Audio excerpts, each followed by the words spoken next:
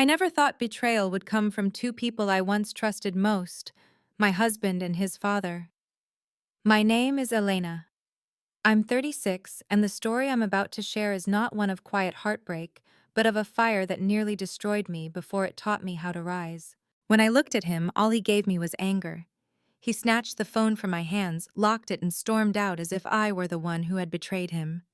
And in that moment, I realized I was fighting a war on two fronts. At work, they were dismantling my reputation. At home, they were dismantling my marriage. But I didn't scream. I didn't beg.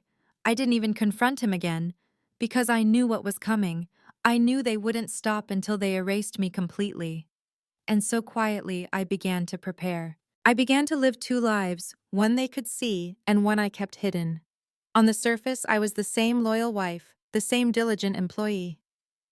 I nodded when Daniel told me he was too busy for dinner. I swallowed the humiliation when his father cut me down in front of colleagues. I smiled when I wanted to scream. But inside, I was building something. Late at night, when Daniel was gone, I combed through files, financial records, company emails. I had never intended to use my position this way, but desperation sharpens you in ways comfort never can. I started seeing patterns. Money moved in circles that didn't make sense. Deals signed with shell companies, contracts that seemed to benefit only the CEO and his closest allies. I kept copies evidence tucked away in places no one would think to look. Meanwhile, Daniel grew colder. Sometimes he wouldn't even come home. When he did, the scent of perfume, not mine, clung to his shirts, and his phone stayed glued to his hand. Once, when I asked if he wanted to talk, he sneered and told me not to make everything about me. That was when I realized I had already lost him. He was no longer my husband. He was his father's son, carrying out an inheritance of cruelty. Then came the day I was fired. It happened in the middle of a board meeting. His father sat at the head of the table, Daniel at his right hand, and I on the far side like an afterthought. We were reviewing quarterly projections when suddenly the CEO cleared his throat. His voice was calm, but every syllable dripped with finality. He said my performance had been unsatisfactory, that the company could no longer afford to keep dead weight. Dead weight. After years of pouring my blood into that business, that was what he called me. Daniel didn't defend me. He didn't even look at me. He sat still, his jaw tight, his eyes fixed on the polished wood of the table as if the grain patterns were more important than the woman he once vowed to love. In that moment, I felt something inside me break, not my spirit, but my attachment. They thought they had stripped me of everything. They didn't know they had set me free. When I walked out of that building, a box of my belongings in my arms, I wasn't broken. I was burning. In the weeks that followed, they pretended I no longer existed. Daniel moved his things into another apartment. My father-in-law's circle whispered that I had failed, that I had never belonged. But while they celebrated my absence, I was moving quietly, carefully, lining up every piece of the puzzle I had collected. And the more I dug, the uglier the picture became. I met Daniel at a company dinner back when I was still bright-eyed, brimming with ideas, and hopeful that my work could actually make a difference. I had been hired into his father's company as a creative strategy lead, which meant my days were filled with imagining futures, turning visions into plans, and building bridges between departments that never used to speak the same language. It was demanding, yes, but I thrived in that space. People noticed me. My name carried weight in meetings. For a moment, I thought I belonged. The company wasn't just corrupt, it was rotten to its core.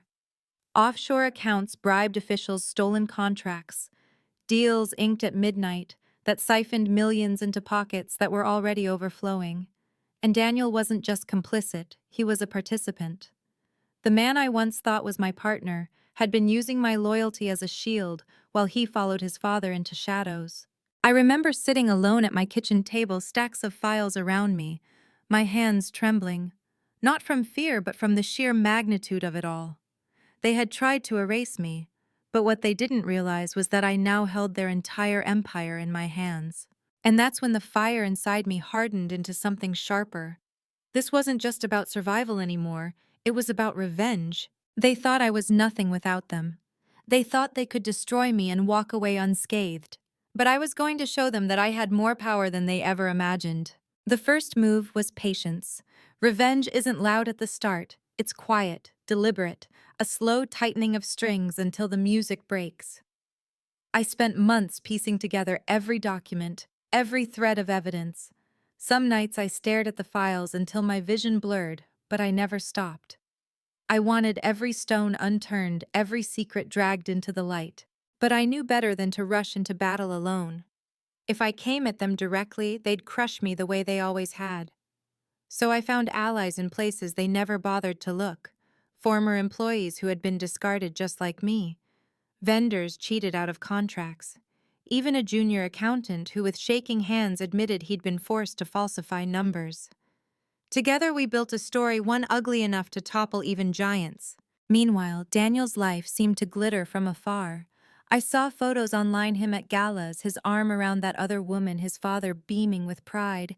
They looked untouchable, gilded by money and influence. But beneath that polish, I knew cracks were spreading. The company was bloated, over-leveraged, built on lies. And all I had to do was give those lies the right push. The opportunity came faster than I expected. A government inquiry began circling the industry, sniffing out fraud and corruption. I knew if I dropped what I had at just the right time, the firestorm would consume them whole. So I prepared the package contracts, emails, wire transfers, testimonies. Enough to burn not just their company, but their reputations, their names, their legacy. I will never forget the day it all went public. News outlets ran headlines that morning like wildfire, major corporate empire under investigation. Reporters swarmed the glass towers I had once walked into every morning. Investors fled. Partners withdrew. The empire that had cast me out was collapsing brick by brick, and I was the one who had loosened the mortar. Daniel called me that night. For the first time in months, his name lit up my phone. I almost didn't answer, but some wounds demand to hear the voice of the person who carved them. When I picked up, his tone was different. Gone was the arrogance, the coldness. His voice was shaking, pleading. He asked if I knew anything, if I had done something, if there was still a chance to fix this.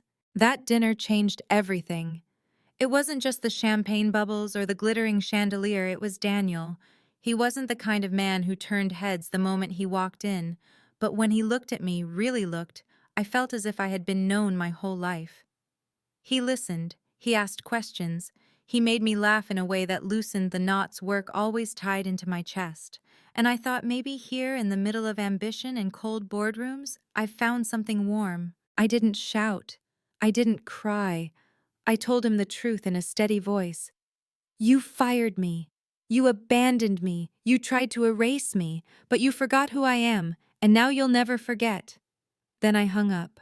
Days later, I saw him and his father on television face as grim lawyers at their sides.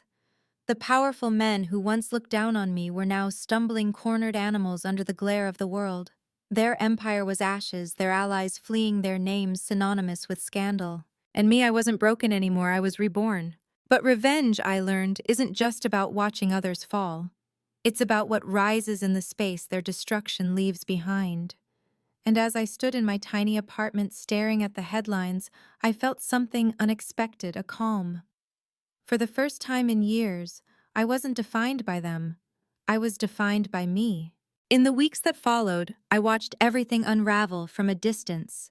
The company stock plummeted, former partners sued. The glamorous parties and red carpets vanished overnight, replaced with flashing cameras outside courtrooms.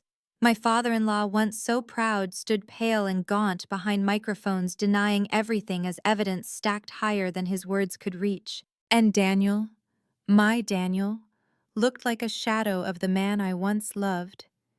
His sharp suits hung looser, his smile was gone, his eyes sunken.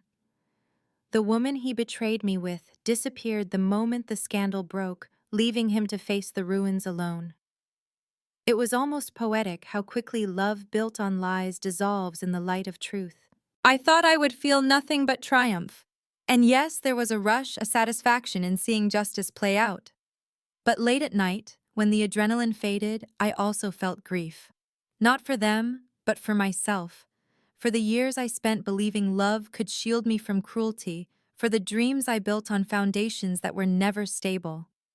I grieved for the woman I used to be, the one who walked into that company, bright-eyed, thinking she could build a future through loyalty and hard work. One morning, as I sipped coffee by the window, my phone buzzed with a message from an unknown number. It was Daniel again. Just 2 words this time: I'm sorry. I stared at it for a long time. 10 years ago, those words would have cracked me open, made me run back to him without hesitation. But now they felt small, too small to cover the ocean of betrayal and silence that had grown between us. I didn't reply. Some stories don't deserve sequels. Instead, I poured my energy into something new. With the skills I once used to build their empire, I started my own firm. Small at first, built on integrity and transparency, values they had laughed at. But slowly, clients came, people who wanted strategy without corruption, partnerships without lies. Each contract I signed felt like stitching myself back together, a reminder that my worth was never tied to their name. But his father, the CEO, thought otherwise. He had already chosen someone else for Daniel, a woman from their own circle, wealthy, connected, and polished in all the ways I wasn't. I came from an ordinary background, the kind people like him dismissed with a single glance. And for a while I almost stepped back. I told Daniel I wouldn't be the reason he broke with his family. But he held my face in his hands and told me he wouldn't live a life scripted by someone else's ambition. He chose me. I also found something else: peace. The kind that doesn't come from revenge alone, but from survival. From knowing you stood at the edge of ruin and chose not to fall. I rented a little studio, filled it with plants, soft blankets, and shelves of books. It wasn't grand, but it was mine. Every detail was mine. Sometimes people ask me if I regret it all: falling for Daniel, marrying into that family, pouring years into a company that never wanted me. And the truth is complicated. Yes, I regret the pain. Yes, I regret the wasted time. But I don't regret becoming the woman who walked through that fire and came out sharper. Without the betrayal, I might never have discovered the strength in my own silence, the power in patience, the beauty of building something from ashes. Revenge gave me closure, but healing gave me freedom. And so if you're listening, maybe you've felt what I felt: erased, betrayed, discarded. Maybe you're carrying wounds that no apology can ever close. I want you to know you are not powerless. Sometimes the best revenge is not the fire you throw at others, but the life you build from the embers they leave behind. If my story touched you, please like, share, and subscribe, and leave a comment.